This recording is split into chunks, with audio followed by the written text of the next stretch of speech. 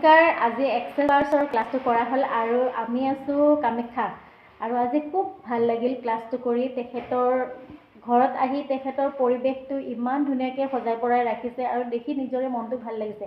আৰু আপোনালোককো মই কিছুমান বস্তু দেখুৱাম তেখেতৰ ঘৰৰ। তেখেতে ঘৰটো কেনেকৈ ডেক'ৰেশ্যন কৰি ৰাখিছে, ৱাটাৰফলৰ পৰা আৰু ঘৰৰ ভিতৰতে ইমান ধুনীয়া ধুনীয়া বস্তু ৰাখিছে, মই দেখুৱাই আছোঁ বাৰু পিছলৈ। আৰু এতিয়া মই তেখেতৰ মুখৰ পৰা শুনিব বিচাৰিছোঁ যে আজি তেখেতে মোৰ ওচৰত ক্লাছটো কৰি কেনেকুৱা পালে। নমস্কাৰ, মই বিথিকা ডেকা, মই কামাখ্যা গেটৰ পৰা কৈছোঁ। মই আজি এক্সেছ বাৰ ক্লাছটো কৰিলোঁ, খুব ভাল লাগিলে। যদি আপোনালোকে কোনোবা বিচাৰে ক্লাছ কৰিব পাৰে। মই কামাখ্যা গেটৰ পৰা কৈছোঁ। মই আজি এক্সেছ বাৰ ক্লাছটো কৰিলোঁ, খুবেই ভাল লাগিছে। আৰু এওঁলোকে মোক শিকাই দিলে, নমিতা আৰু ৰাজদা, এওঁলোকে মোক ক্লাছটো কৰালে, বহুতেই ভাল লাগিছে আৰু খুব ভাল লাগিল কৰি পেলাই। আপোনালোকেও কোনোবাই কৰিব খুজিলে কৰিব, ভাল লাগিছে কৰি।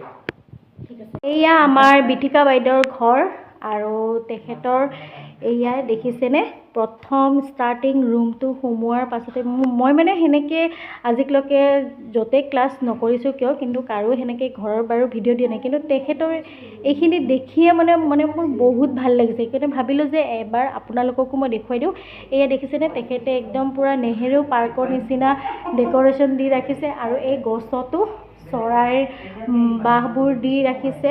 আৰু এইফালে এইটো প্ৰথম ষ্টাৰ্টিং ৰুম হয় আৰুতো বহুত আগফাল পিছফাল বহুত আছে তেখেতৰ। আৰু এইটো ৱাটাৰফল,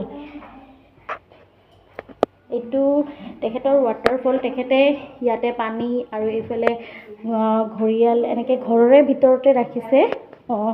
কিন্তু ইয়াতে কৰোণা যেতিয়াৰ পৰা লকডাউন হৈছিল তেতিয়া মহ হয় বুলি তেখেতে ইয়াতে পানী ৰখা নাই। আগতে বোলে মাছ থকা বুলিও জনালে তেখেতে।